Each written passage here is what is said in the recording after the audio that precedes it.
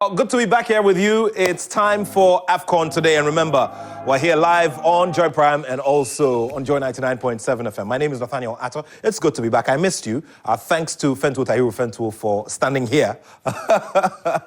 Yeah, so we're gradually seeing how it's looking like in terms of who will occupy the final four spaces, and then eventually the two who will battle for the very big trophy and the big prize money as well. But what has been the biggest memory of the round of 16 for you? That's a major question we're asking ourselves today. And also, we're throwing central focus on the Black Stars and the way forward. There's a lot of talk about the committee that has been put together to look for yet another Black Stars coach and what it will mean going forward as well. So all of these conversations are here. We'll be taking a look at some of the big moments. And of course, project into the quarterfinal stage and look at how it's going to look.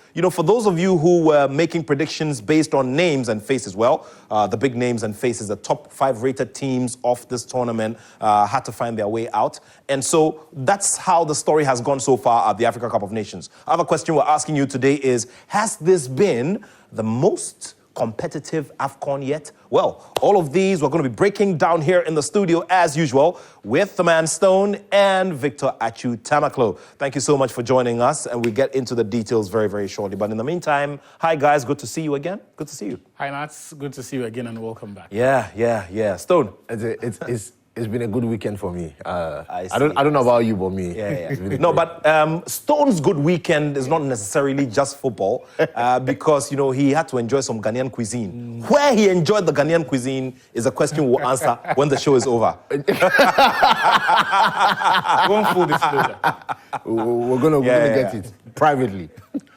Yeah, well, so a message from our sponsors, and after that, we roll down into the action. This is AFCON Today.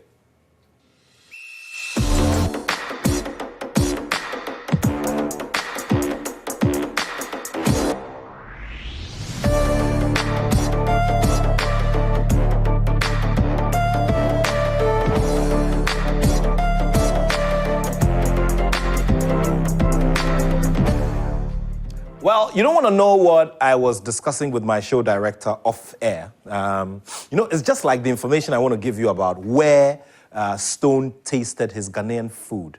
He's gotten very much in love with some of our delicacies. We'll talk about all of that later on. But guys, let's talk about Ghana to start it all off with. The Black Stars are still in transition, and it's clear it was made manifest by the kind of performance that was put up. Yeah. Now, Ghana once again has to go back, put team together, and look for another coach. This is a story we have told over and over again over the last 10 to 15 years. Yeah. Well, I think while there are structural issues that need to be resolved, those are issues that you cannot fix by one conversation or another because they need to be part of a bigger national plan for football development. For example, if we're talking about grassroots or youth football development, it goes to the heart of government responsibility in terms of who pays the instructors, who determines the quality and the level of education and experience those instructors have to have before government would employ them to train at the district level and all of that, and even the funding component of the sports budget, because as we speak, 80% of the sports ministry's budget goes into paying compensations and salaries. You can't develop with that. So we need to quickly figure out where we are going to get the money from to fund all of these lofty ideas that have been thrown about, and even a conversation by government and its advisors for sport on which of these ideas are realistic in terms of the short-term goals that they want to set and even the long-term, medium-term, whatever it is, and which of these will bring them the best value given our scanty resources, because we don't have a lot of money. But what I think are the low-hanging fruits are things that don't require a process as long and as tedious and as hierarchically cumbersome as we have come to admit or experience. For me, those are issues that sit with the sports ministry and the Ghana Football Association. I'll start with them. With the things that we have to stop doing. The first of those for me is the culture of the management committees and the remuneration that we give them. It makes no sense. it is not justifiable. It is not. The management committees and the work they do is not the problem, but it's the remuneration. It is the work they do that for me is the problem. Okay, you do not think that they... I don't believe in their existence. I don't believe in their relevance. Okay. Because I think we're... Have you had any conversations within to see I have. what it is? Okay, now, and after speaking what would you replace the management committee with? So it's an obsolete practice that only duplicates functions. Okay. In Germany, for example, until recently, Oliver Bierhoff was the team manager of the team national team. National teams, yes. No one team. So you talk about the national under 12, under 15, under 17, under 20, and in Europe it's under 19 and under 21, under 20. The male national teams, yes, you mean? The Olympic teams and even the national. It was one man who was handling that job as the team manager of those teams. When it came to the purely technical administrative staff, you have a whole protocol unit that will deal with liaison with other the clubs where they would have to send invitations for these players, dealing with the national team schedule and the planning and all of. So there is someone who ensures that he's not overwhelmed by that or by the workload. But essentially, this was one person's job. I don't think anyone can justify why we need to keep 5 or 6 people on a committee. And here's the thing.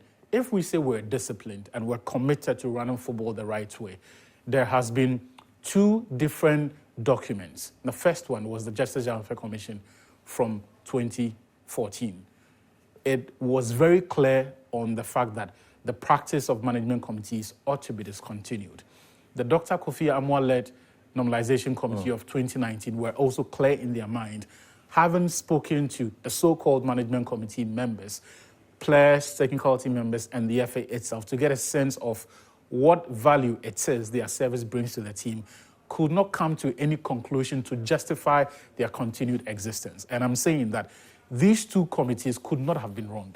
And that is why it is difficult for the FA itself and even the members of the committee to exactly tell us what value they give to them. Even beyond that, they have become the body that essentially has legitimized the criminal spending of or payments of these appearance fees. Okay. Look, I'm certain that if you speak to the Black Stars players, they wouldn't mind going to play without the $100,000 or $50,000, or in the case of AFCON 2023, the $20,000 that they were paid. But there are people that we believe... Don't be so sure, Victor. I'm just saying don't be so sure. There are people... Because, for example, how does anyone tell me that Andre, at the peak of his powers, needs Ghana's $100,000? That's the question. You see, we have an Andre in there. We have a Jordan in there. Yeah. Take them away. Yeah. Take a Partey away as well. And maybe 1, maximum 2 more. And you do not have top earners in the Black Stars. And that's the argument the players will give you. So if you want to make this comment on their behalf, you have to be careful. The other thing also is this. They are the leaders of the team who lay down the law. They set the standards. They set the standards, hold on. They set the standards based on conversations and consensus that is reached with the players. I understand that. But the other issue also is that the money becomes an important component of motivation because we really haven't done enough to make the players feel like this means more. If you take a kid from Devego in my village where I come from, or Kojokrom or Esikado or wherever, you give them that education through the national teams. When they put on that shirt, I can tell you, before the tournaments, they are not thinking about money. Yes, the money is important. It's a life changer for them. But they can point to the contribution the state has made in their lives. We don't have that yet. So we need to get rid of this practice of the management committee and the how expensive it is to maintain them, and even the negative impact of the whole culture of what we pay them and its relationship with the players is. The other thing for me also is this. In terms of what we do with this team, look, the current state of the Black Stars, it is difficult for us to make any technical advancements. There are too many distractions around the team that makes it almost impossible for a coach to work with and be able to achieve or have the peace of mind to have success. And yesterday I explained one of them was the taboo topic of Dede Ayew. If we're going to make progress, this idea that we need to retain experienced players who are not performing anyway, who are not useful for the team, we need to get rid of it. We need someone who needs to cleanse the culture around the national team. And I, for one, would prefer having a strong personality in the mode of, be it Thomas, be it Seinfeld, be it Heavy Renard, whoever it is. But the immediate needs of this team are to restore some sanity, to restore some pride and discipline. So change the culture. So in short, the continuous run of Andre Dede Ayew is also part of the problem. Because he's a very polarizing figure. Okay, we'll get into that. Now, Stone, we saw the likes of Ahmed Musa sit on the bench. If, for want of a better word, maybe comfortably, and even encouraged the teammates. Ahmed Musa is senior. I mean, in terms of who should lead the team, nobody would blink and say that he's ahead, obviously ahead of Troost Ekong. But then, on the technical terms, he has to sit on the bench. When you look at performances, you look at from last AFCON, right? When we're playing Tunisia, it would have been a great time to bring Ahmed Musa because of his experience and all this kind of stuff. But the coach decided that I'm not going to bring him on, and we crashed out, which was, people had mixed feelings about it. But right now, the way the team is set up, Musa plays on the left. You cannot pick Musa over Lookman. Okay. It makes no sense. That left wing belongs to Lookman. And even when he's not performing at the highest level, you know that he's a kind of player that can turn up at any moment and get you a goal or get you an assist. He's an impact player. So what Ahmed Musa is doing in the team is just like a leader. It's just like in the one of the stints of Jose Mourinho where he had to bring back Didier Drogba to come to the team and establish that leadership. Ahmed Musa has seen it all. Ahmed Musa is the guy that people look up to. So at that point, at that moment, what he's doing is just encouraging the guys and making sure that the chemistry in the team is balanced and everybody can play at that level. In terms of juxtaposing it, now you're looking at an Andre Ayew situation like we're discussing now, and he's set an attendance record at the Africa Cup of Nations and all of that. There are those who have criticized him for looking for personal glory and all of that. Now, there is an Andre Ayew, and I'm asking myself another question. How much of the jitters and how much discomfort do names now play in the game? That you're going to play a Ghana, you know that an Andre is playing, a Partey is playing. What does it do for us? So, I mean, if let me be realistic right now. I feel like the criticism that Dede faces is not fair. It's unfair, personally. Me personally, I don't know about any other person, but me personally. Because when you look at the history of what this guy has done for Ghana, starting from the World Cup and look at many AFCONs, this guy literally has carried Ghana in various situations. Now, if we're talking about the fact that he has seen it all too, what is the bad thing in bringing Dede Ayew for the AFCON? There is nothing wrong in it. He is a senior player that the younger players should respect and look up to. He has seen everything. He should encourage people. He is the man. He is the senior guy in the team. I believe that the challenge here was that the tactics were wrong. Ghana did not have the tactics. And if we had a Thomas Partey in the team already, Ghana qualifies. As simple as that. So you have to look at the handicap of the team, the fact that Partey is not there. Then you have to look at the fact that the technical know-how of the team, it seemed like Inaki Williams was on his own on the pitch. That is not Dede's fault. Dede is not the person that touched the ball when the ball was going out and should have been a goal kick and then made sure that it was a corner. And people say, oh, he gave out the penalty, but it was 2-1. He is not the one that did that.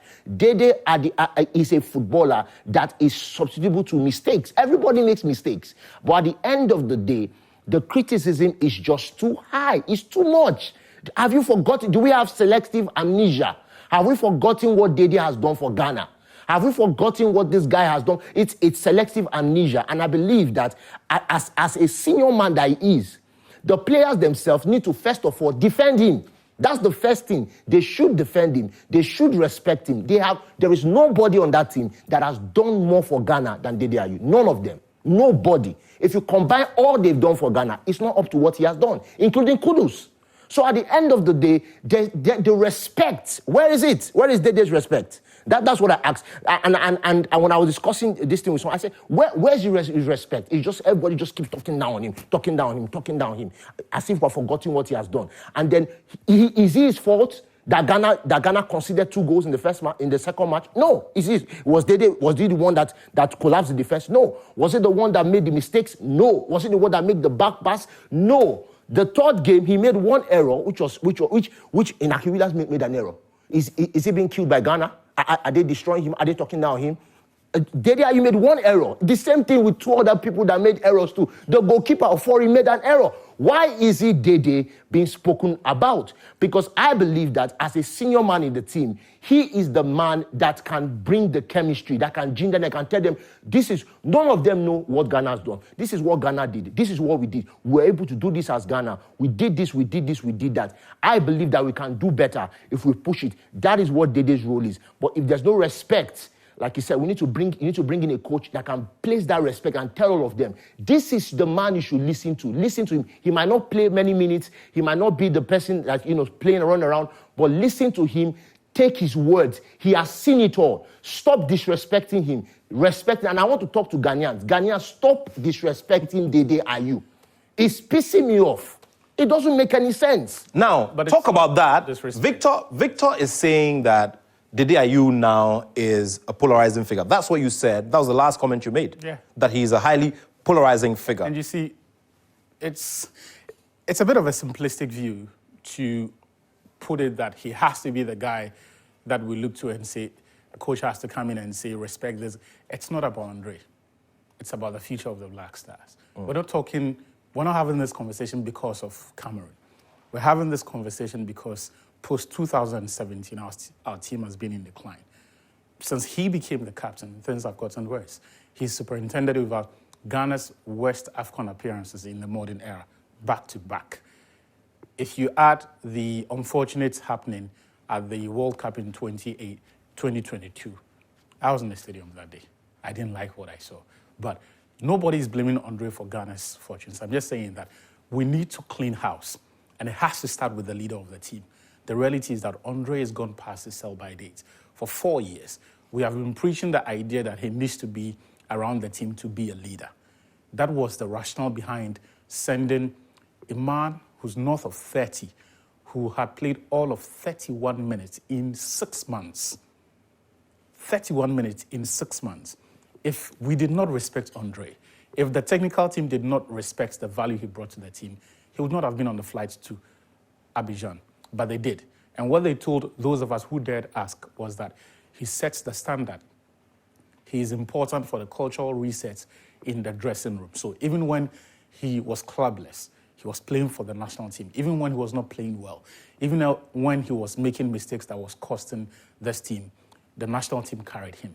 We cannot continue to live in denial that this guy is past his sell-by date. And I'm saying again that it is not about Andre. We have a team to build.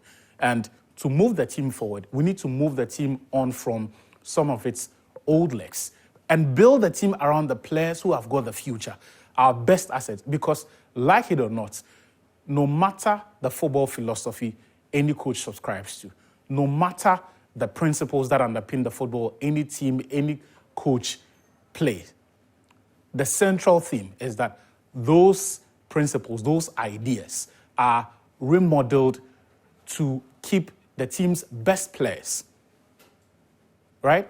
To involve the team's best players, and not by giving them limited or reduced roles. For us, it will be a travesty. We've wasted Partey's prime years, partly because of his own injuries, partly because when he's been fit, he's not exactly played well. Mohamed Kudus, as we speak, is perhaps the biggest talent Ghana football has produced since Abedi Pele. That's my view. Others can disagree, but as far as I'm concerned, I am yet to see someone who, beyond the football ability, has got the aura that draws and unites all of us in the manner that he does. Maybe Stephen Appiah came close, but I haven't seen anyone have that effect. And when Kudu steps onto the pitch, you can tell he is otherworldly. He operates in a different stratosphere. I'm saying that we cannot miss that trick. We need to be clear in our mind. I'm not sure about the example of Stephen Appiah and Kudus, getting close to him in terms of bringing people together. I do not think that Stephen Appiah is up there. Yeah. His example is one that is a template for everybody. So that I'm not sure about that. I'm just saying that at 23, I don't think in the modern era... You're just saying that the pace at which he's moving can make him get there. Yeah, well, but fine. even in terms of the impacts a player has on Ghanaians, it's rare to find anyone like that. And when we have needed this guy, he shows up. Look, Argentina at the last World Cup, on paper, Lionel Messi's best strike partner was supposed to have been Lautaro Martinez. But the coach quickly figured out that for the balance of the team, Messi is not going to be able to run up and down the pitch for 90 minutes. So he needs to drop the best striker in that team, bar Messi, in Lautaro Martinez, and throw in Julian Alvarez because he will work hard. He would lessen the workload on Messi off the ball and allow Messi to play his game because he was their best player. Those are some of the things that I would want to see going forward about him, but those are purely technical things. But whatever it is a conversation you cannot escape from. You cannot run away from it. When it was Andre's turn, his performances demanded that we made him the central point of our team. It happened, it was organic, it was natural.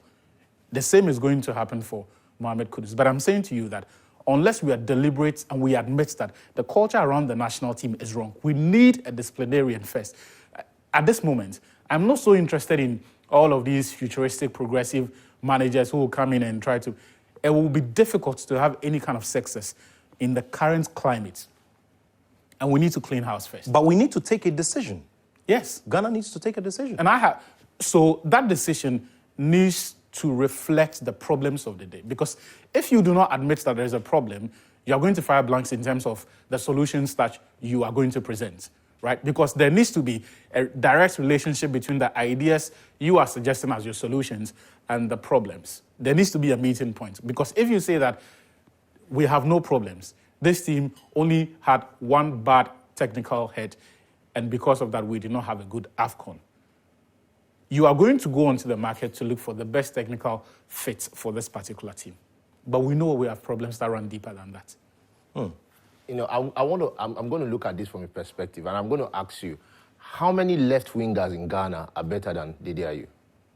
Just mention. Andre? Yeah. How many left wingers? Left wingers. Let's go. Kamal Suleiman. One. Abdul Fattah Isaku. But was he? I'm talking about people that played at this AFCON that played better than Dede. Let's go. Andre is not even a winger anymore. But I'm just asking. Because you're asking the wrong question. Yeah, Andre is not even a winger anymore. But he hasn't got any of the skill set of a winger as we speak. His best use is inside the box. Let me get him on the end of chances. Okay. Let me ask you a question. Because what we're talking about now is the practicality of I know where you're headed. I'm just saying in terms of your forwards, because you're mentioning now that we should take Dede out of the team. In terms of the forwards, he's the last of them. He can't be the last of them. He's the last of them. How many of your forwards scored at this AFCON? How many of your strikers? Mohamed Kudus. How many? Please, Kudus is not a striker. How many? He's a forward. He's not a central. Forget forward. How many strikers scored? The rest didn't. Okay, so the rest didn't, and somehow they are better than Dede. No. Think about that invitation because it is a simplistic view. It's not a simplistic. Idea how is it simplistic? How many did this guy score? Did they get chances? But okay, so the question then is, in the AFCON situation or in the because I'm trying to just put myself in the shoes of Chris Hughton. Yeah. Many people disagreed with bringing Dede on, especially at the point when it got to an all-time low and he had to handle that ball. But question then is, and I'm trying to just figure out where Stone is coming from, so that if you know you need a reliable player who can turn situations around in that kind of tournament situation, who then would it be? And it should be an Andre. It should not in terms of the mindset, in terms of the toughness of mind and all of that. I'm saying to you that let's not have a simplistic conversation about, when you go to the AFCON, who can get you the goals? When was the last time we were any good? In the last 3 years, we have faced Madagascar away. We failed to beat them. Is that Dede's fault? We have faced Angola away. We failed to beat them.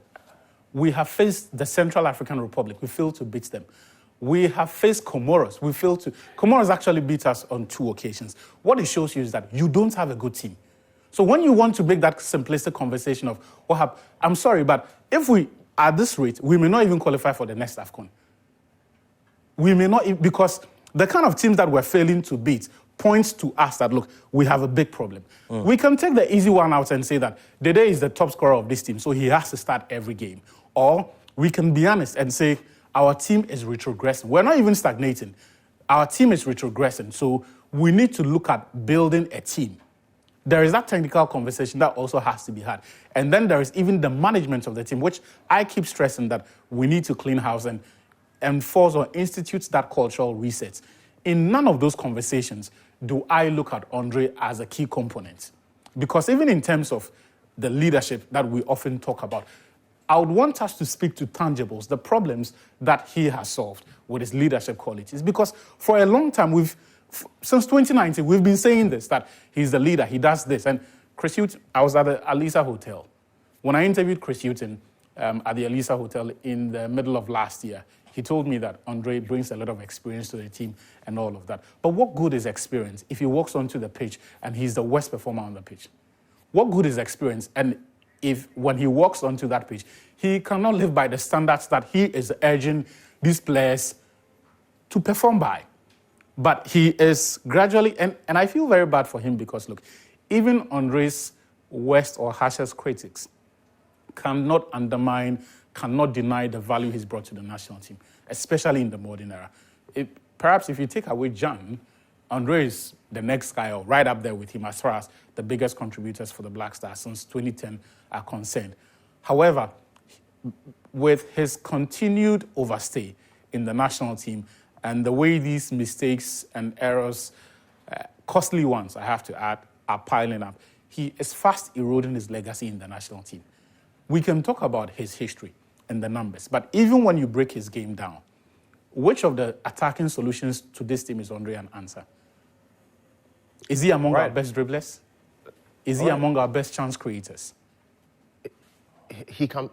So, can I respond to what he just said? It was very briefly. Yeah, very briefly. Yeah. So first of all, Dede coming on was a coaching decision that was wrong. It was not Dede's fault.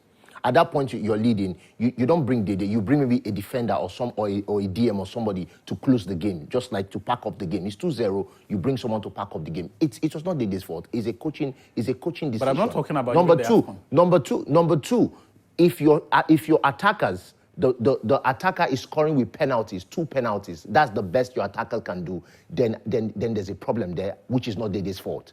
It is a technical issue. It is a tactics issue. It is a finishing issue. And I'm 100% sure that if Dede has started against some of these people and had gotten the chances that your attackers got, he would have scored at least 1 goal. Your attackers were missing based on experience. Come on now. Based on core memory. Based on core memory. Based on the fact history. Come on now. What I'm talking about. Dede would have scored 1 goal. Come on, let's be right. All right. So, guys, the Black Stars conversation is one we will continue for tomorrow's edition, especially as we look ahead to the weekend and the big games that we're expecting. But I trust you're enjoying the show so far. We're live here on Joy Prime and on Joy 99.7 FM. We'll just do a round of messages. Remember, the show is proudly sponsored by MTN everywhere you go. And we will be back to talk about the highest-rated teams and how they crumbled and how there are some big surprise elements. We'll also take a look at the big fixtures that we're expecting in the quarterfinal rounds.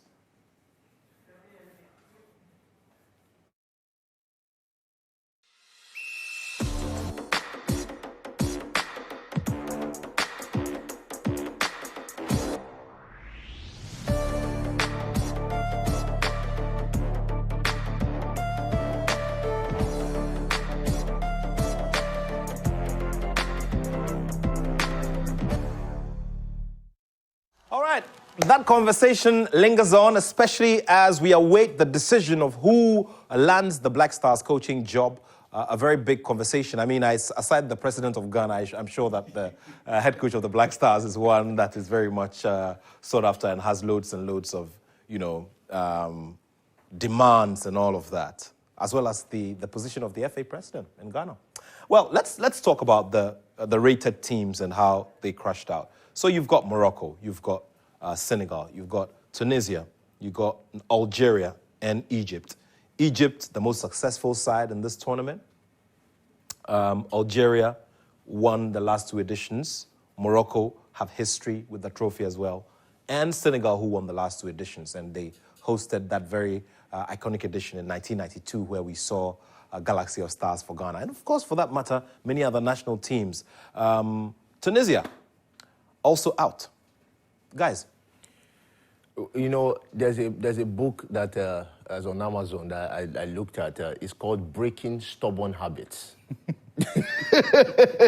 by Dr. Pasi Amaribo. It's something that, because I've looked at the past people. Once you win it, you are going out. Once you win it, you are going out. The AFCON is so unpredictable. So it's right to say that coming into this tournament, Senegal had the biggest pressure and the biggest responsibility because of their status. It was straightforward that when you look at the Senegalese team and how they were set up, they had been together for a long time. They had a coach, they had a strategy, they had money and all this kind of stuff. And then they had a 100% group stage record. There was every pressure on them.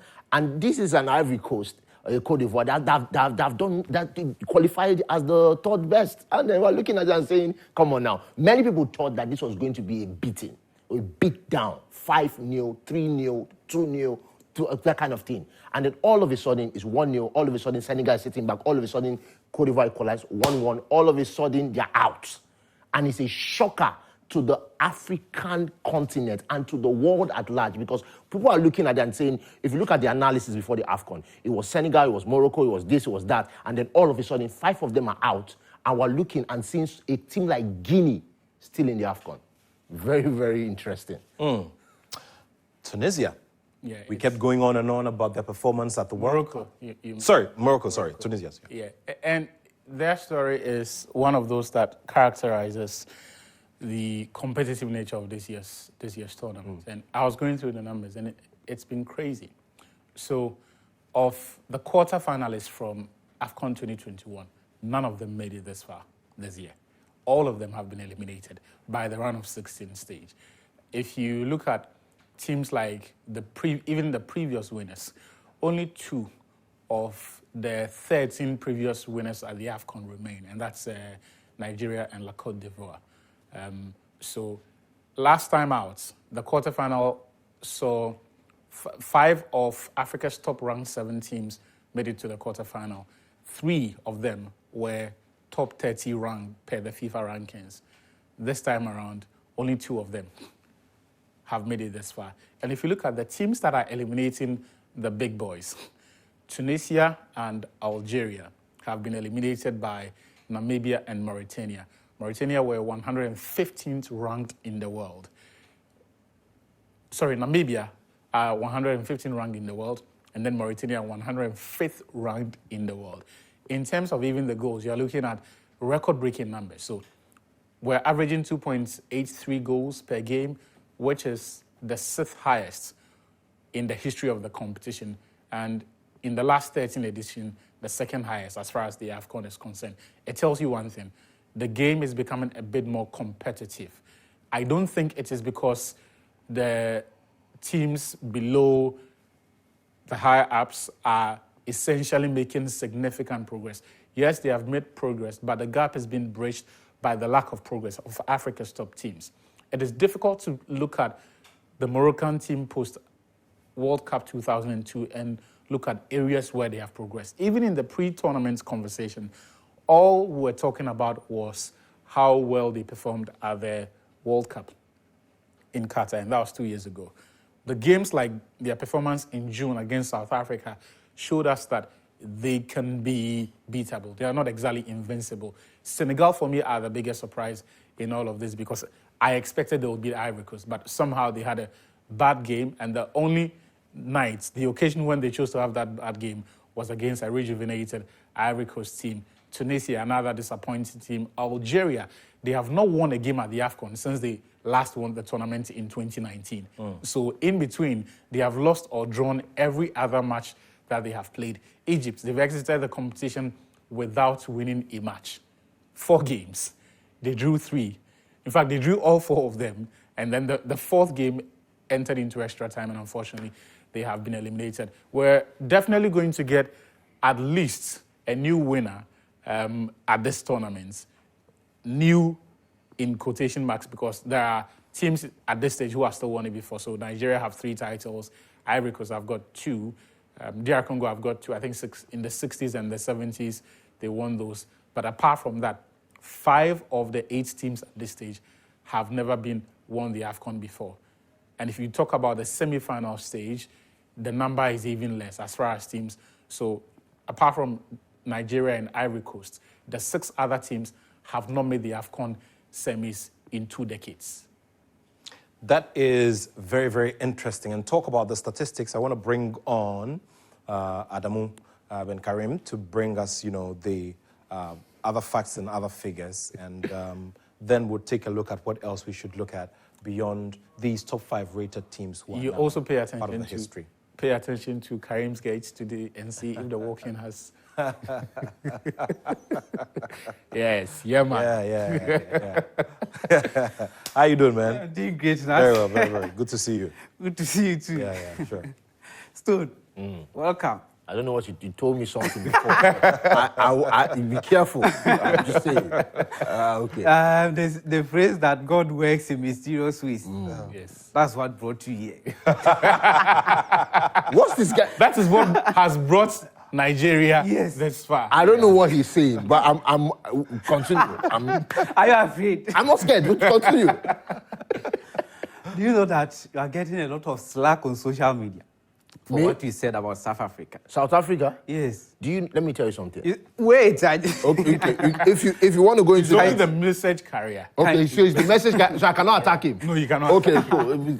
Can you remember exactly what you said So I told South Africa, first of all, in one sentence? I cannot do it in one sentence, bro. That cannot. Then be. I'll just do that for you. Listen, no. I'll do that for you. I need to explain this. No. No. I need to explain Don't- this. you've already upset me. I Don't told. explain. I wanted. To explain. Where are you Wait, going? wait. I wanted South Africa to remove Morocco at first. Then South Africans came to my page and we're talking a lot of things. So I made a video and said I want Morocco to remove South Africa. That video has over 500,000 views right Yes, now. but 87% from South Africa. I'm trending in the country. It's crazy right now. All men, women, You can't go old people. I can't go there right now. go there. It is on fire. The whole thing is there. So But that's not even the reference. When we were previewing who are the favorites to came for win it, excursion? yes. oh my God. Who are the favorites to win it? And that horse. You said that South Africa were going to CoteD'voire for excursion. I remember, bro. I remember. But when you said that, they didn't give up, did they? You're crashing out, bro. Did they give up? Yes, no. I'm not answering that question. So what the point I'm just trying to make is that even in people counting them out and all sorts of things, still they believed in what they can do. Congratulations to South Africa. And worked hard for it. So that's why we need this saying from the 26th President of the United States, Theodore Roosevelt. He says that, just believe you can, and you are halfway there. They believed, and the hard work took them through. Everyone was saying that Morocco were the favorites to win it pre-tournament, but they came up, no one counted them in, and they did it. So what you are having to do today is to review the round of 16 and compare it to what we've seen in the last 2 editions, especially considering that this is only the 3rd time that we are seeing the round of 16 at the AFCON. So at this tournament, we've seen 16 goals in the round of 16. That means that we are averaging 2 goals per game. And also in terms of penalty goals, we've seen 4 goals at this tournament. And in terms of own goals, just 1. Then let's compare it to the last 3 editions that we've also played the round of 16. So let me ask this brief question. With VAR, are we seeing more goals or less goals? Well, that would have to subject to a lot of, scientific research because question is, are you looking at it from the point of view of the Africa Cup of Nations? Yes, FIFA from World the Cup? Africa Cup of Nations. Well, the Africa Cup of Nations. Well, yeah. So then you'd have to look at it from word go and subject it to proper research. So in 2019, during the round of 16, Yes. there was no VAR. And we've seen 19 goals from that in the next graphic. We've seen 19 goals from 2019. There was no VAR. The VAR started from the quarterfinal. And that is averaging 2.37 goals per game. That is 2 approximately. And in 2021, there was VAR in the quarterfinal from the start. And we've seen 12 goals. That is averaging 1.5 goals in the round of 16. Then in 2023, throughout the tournament up to this point, we've seen VAR. Then we've seen 16. It means that without VAR in 2019, we've seen 19 goals.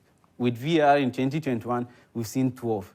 Same thing, 2023, we've seen 16. And the average from all of them is that we are seeing an average of 2 goals per game. And also, let's look at this. In terms of the biggest scoring games in the round of 16 from the last 3, we are seeing that in 2019, we've seen that the number of goals in 2019 is high. We've seen 5 goals in one round of 16 game in 2019. That is Nigeria beating Cameroon 3-2 in the round of 16 game. Nigeria are noted for goals, not defense. But here, they are proving that they can do the other way around. And in 2021, we are seeing 3 goals. The highest scoring games in 2021 are also 3 goals per game. The same thing for 2023. The highest scoring games in the round of 16 is also 3 goals per game.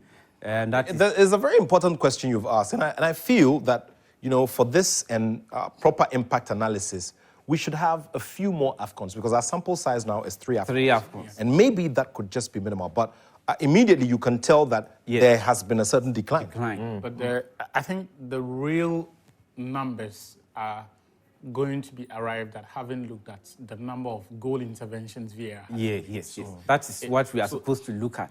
So if there were, for example, goals that VAR flagged or vetoed, or if there were attacking sequences that were stopped and flagged as offside because of VAR, then you can talk about how many goals it has taken away. Very well. Surely. We'll so you can take us there. Yes, we'll do that in the subsequent ones after the quarterfinal. Then let's look at the last AFCON in terms of penalty goals. Maybe this is the impact of VAR here. We are seeing in the last 2 rounds of 16 of 2019 and 2021, we've not seen any penalty goals there. And here we are seeing 4 goals in the round of 16. Maybe, just maybe, it's because of VAR that we are seeing these many goals from penalties. In terms of own goals, we have just 1 from each of the last 3 round of 16 from the last 3 AFCONs. Edmond Basuba. And so, I mean, one of the most bizarre own goals that I've seen. Yeah. And so there are those who always would have arguments. I know almighty Pep Guardiola and all his issues with the VAR. And, you'd want to go back into the mind of a Sepp Blatter, for instance, who at the time was arguing very, very defensively for the human element of the game and how it should be preserved. Yeah. And now we have this, which is giving us another picture.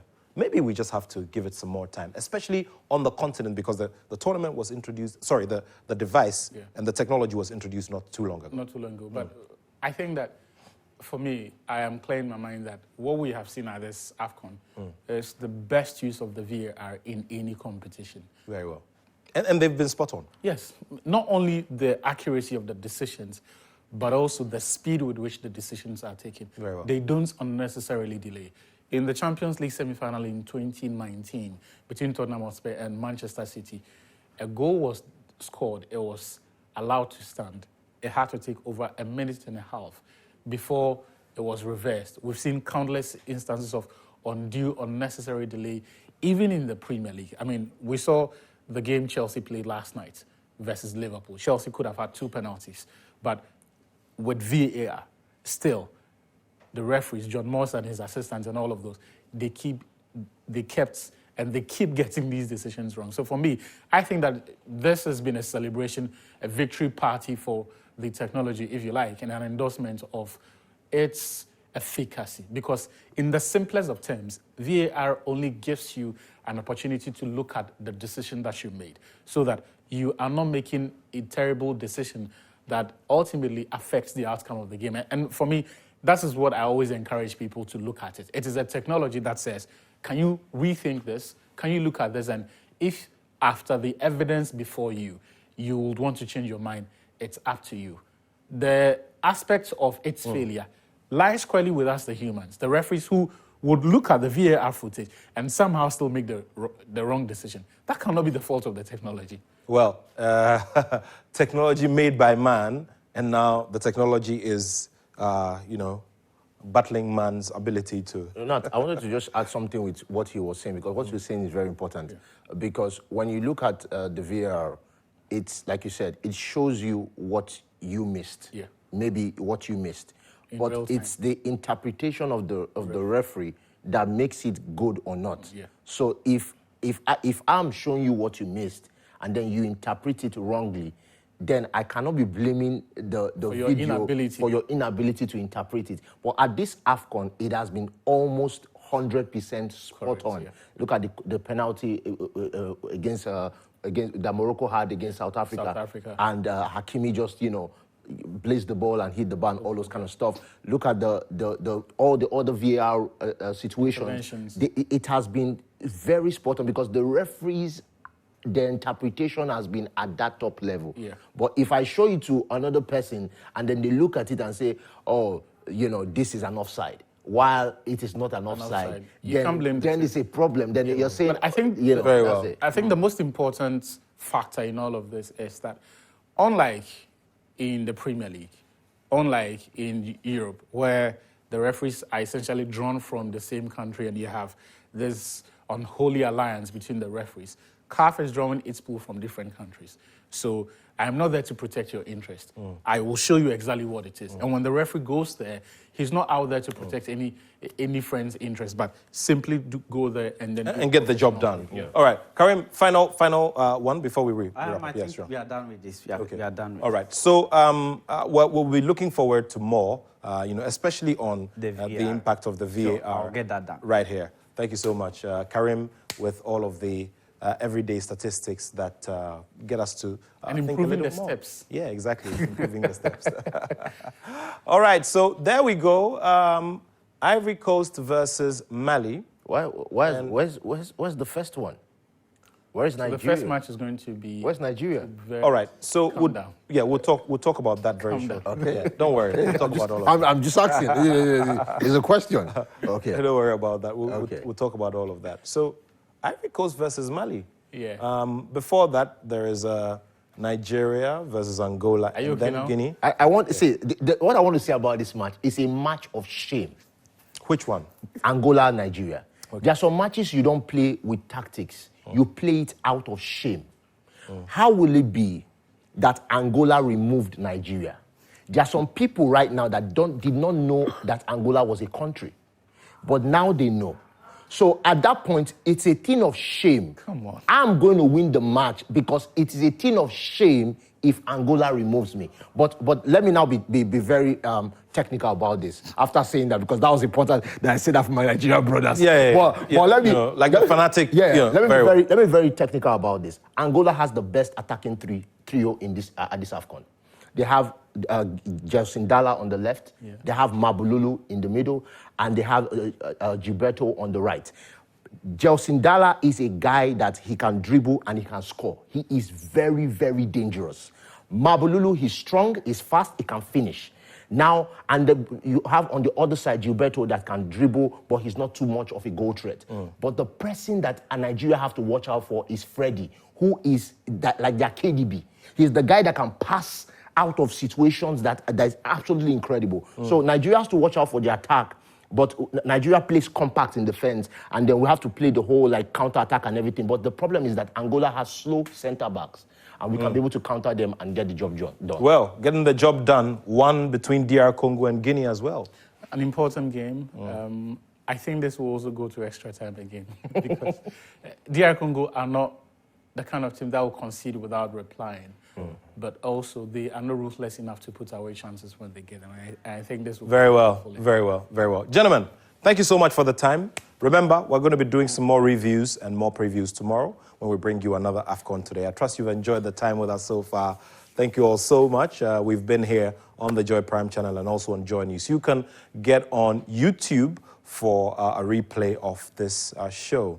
So thanks to our sponsors, MTN everywhere you go. We will be back tomorrow to bring you another AFCON Today. In the meantime, you stay well and keep it right here. My name is Nathaniel Atto, and I have love for sport.